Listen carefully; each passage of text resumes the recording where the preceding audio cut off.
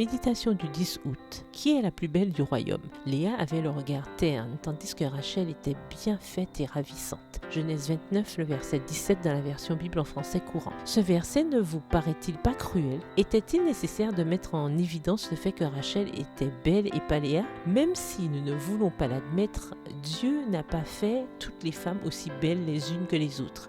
Dieu ne répartit pas la beauté, l'intelligence ou le talent musical de façon équitable. J'imagine Léa disant « Ce n'est pas juste, Seigneur, pourquoi ne m'as-tu pas faite plus belle ?» Cependant, comme l'écrit Heather Creekmore, Dieu ne s'en excuse pas. Il n'ajoute pas non plus ce verset supplémentaire dans la Bible sur la grande personnalité de Léa. Il est vrai que même si nous aimons être belles, Dieu peut accomplir son projet dans notre vie sans se soucier de notre apparence. Léa a passé la majeure partie de sa vie de femme mariée à rivaliser avec Rachel pour l'amour et l'attention de Jacob. Nous pouvons voir cela à travers les noms qu'elle a donnés à ses enfants. Ruben signifie « l'Éternel a vu mon humiliation et maintenant mon mari m'aimera ». Siméon signifie « l'Éternel a entendu que je n'étais pas aimé et m'a donné celui-ci ». Léa a appelé son troisième fils Lévi en pensant « cette fois enfin mon mari s'attachera à moi car je lui ai enfanté 3 fils ». Voir Genèse 29, les versets 31 à 35. Finalement, avec l'arrivée de son 4e fils, il semblerait que quelque chose ait changé dans le cœur de Léa. Elle s'est rendue compte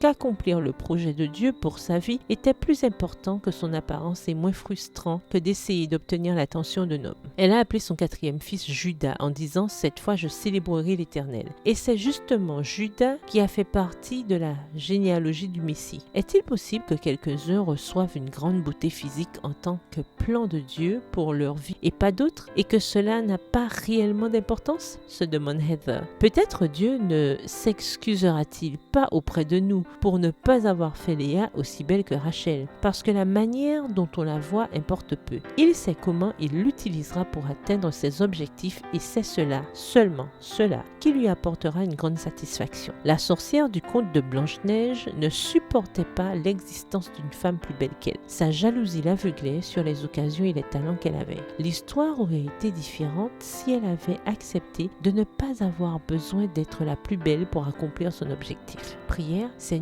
aide-moi à accepter la mesure de beauté que tu m'as donnée. Amen. Bonne journée, que l'Éternel vous bénisse.